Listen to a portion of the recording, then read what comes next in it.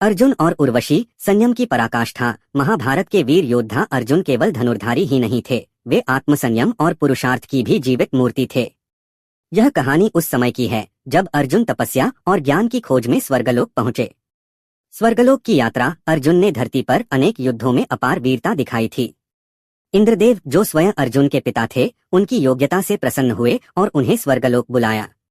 वहां अर्जुन को दिव्य अस्त्र शस्त्रों की शिक्षा देनी थी, वज्र, ब्रह्मास्त्र, पाशुपतास्त्र आदि, जो केवल सिद्ध तपस्वियों को ही प्राप्त होते हैं। स्वर्गलोक की शोभा अलौकिक थी। सोने जैसी भूमि, पुष्पों की वर्षा, संगीत की मधुरता और अप्सराओं की अनुपम नृत्य कलाएं।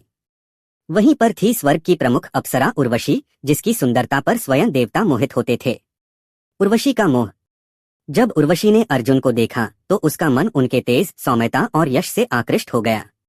अर्जुन के नयनों में संयम था, उनकी वाणी में विनय और उनके चेहरे पर एक ऐसी शांति जो केवल तपस्या से प्राप्त होती है।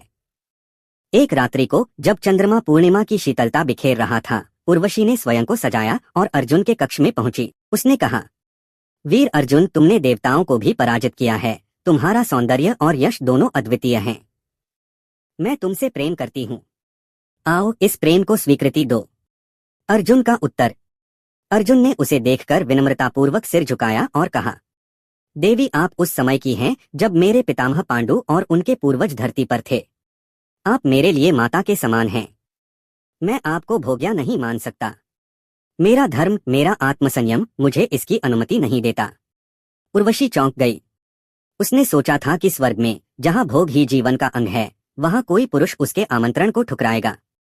उसका गौरव आहत हुआ और वह क्रोधित हो गई। उसने अर्जुन को शाप दिया, हे अर्जुन, तुमने स्त्री का अपमान किया है। जाओ, स्त्री संयोग से विमुख हो जाओ। तुम्हारी मर्दानगी लुप्त हो जाए। शाप जो वरदान बना। जब उर्वशी चली गई, अर्जुन स्थिर भाव से वहीं बैठे रहे। उन्होंने न तो क्रोध किया, न कोई अपशब्द कहा। उन्होंने उस शाप को भी प्रभु की इच्छा मानकर स्वीकार किया। उसी समय इंद्रदेव प्रकट हुए। उन्होंने अर्जुन से कहा, पुत्र, यह शाप तुम्हारे लिए वरदान बनेगा। जब तुम अज्ञातवास में जाओगे तो यही शाप तुम्हें बृहन्नला रूप में छिपने में सहायता करेगा। तुम स्त्रीवेश में रहकर भी अपनी वीरता और धर्म का पालन करोगे। यही तुम्हारी परीक्षा और सच्ची विजय होगी। अर्जुन ने इस वरदान को भी नम्रतापूर्वक स्वीकार किया।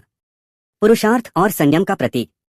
अर्जुन की यह कथा केवल एक पुरुष के द्वारा एक स्त्री को अस्वीकार करने की नहीं है। यह उस आत्मबल की कहानी है जहां इच्छाओं पर विजय ही सच्चा पुरुषार्थ है। स्वर्ग में, जहां भोग, सौंदर्य और कामना हर कदम पर हैं, वहां अर्जुन ने संयम, मर्यादा और धर्म को चुना। यही अर्जुन को महान बनाता है।